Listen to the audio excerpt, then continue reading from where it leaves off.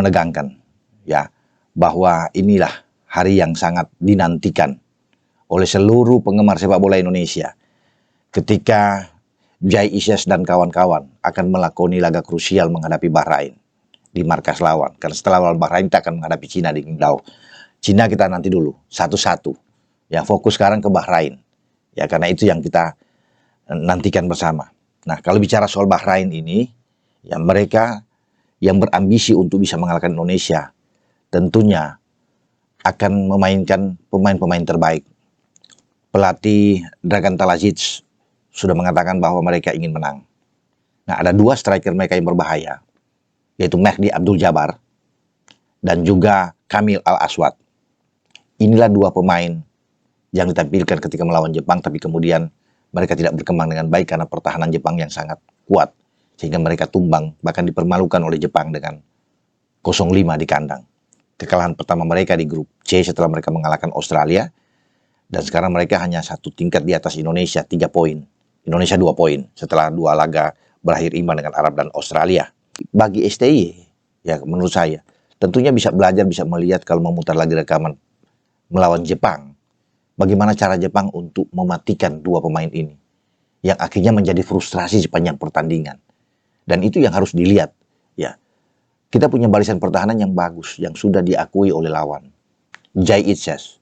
Sekarang sudah ketambahan ada Mes Hilgers. Ya, ada Rido di sana. Walaupun kita punya Jordi, tapi saya pikir Rido yang akan ditampilkan oleh STY menghadapi Bahrain. Ini kan satu kombinasi yang sangat kuat ketika tampil dengan 3-4-3. Ada Verdong di kiri dan Sandy Walsh di kanan. Jadi saya pikir ini harus tentunya mendapat wejangan dan akan diberikan tentunya pemahaman cara bermain yang baik untuk bisa mengatasi serangan-serangan dari lawan. Terutama yang saya bilang tadi dengan dua striker yang berbahaya mereka. Ya, Abdul Jabbar dan juga dengan Mehdi Al-Aswad ini. Tetapi saya masih meyakini bahwa ketika kita mampu membuat mereka frustrasi, mereka tidak akan bisa berbuat banyak. Apalagi kalau kita bisa mencuri gol pertama. Yang paling penting buat kita adalah bagaimana, sama seperti ketika lawan Arab.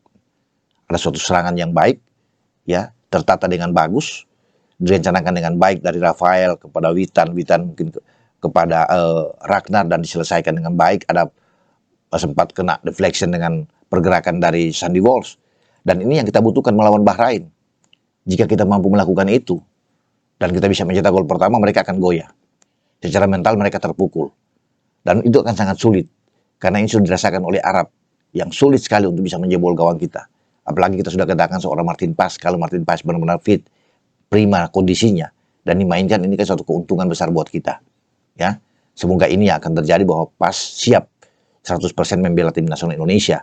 Karena sebelumnya kan digembar-gemborkan mengalami cedera pergelangan tangan, tapi sudah ditangani dengan baik oleh tim medis, fisioterapi, dan dia sudah bahkan ikut latihan. Dan itu ketika dia ikut latihan, itu sudah menggambarkan bahwa dia ikut siap. Tapi semua sekarang tergantung dari STY untuk melihat seorang Paes ini untuk dimainkan secara penuh sejak awal di dalam starting 11 timnas Indonesia. Tapi tetap apapun yang dimainkan, kita memang kuat di sana, harus fokus lini belakang kita. Dan saya meyakini ketika di sana ada Jai, dan Jai itu belum pernah kalah ketika dia ada bersama Indonesia. Ya, dia tidak hanya bermain melawan Irak di Jakarta, tapi selebihnya ini pemainnya sangat bagus. Ya, dia bermain dengan ban kapten, semakin percaya diri dia.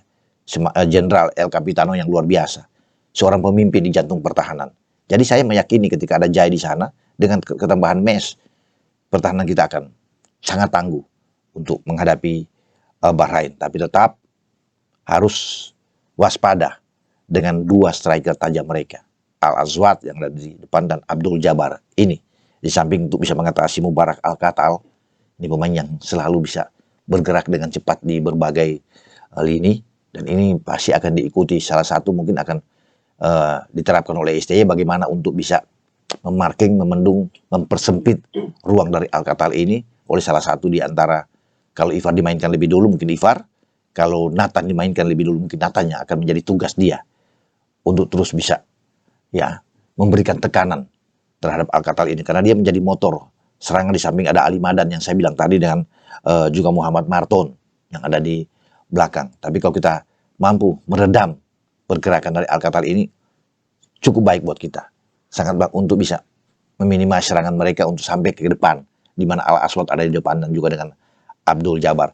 Jadi doa kita bersama untuk semua pemain-pemain kita untuk tampil prima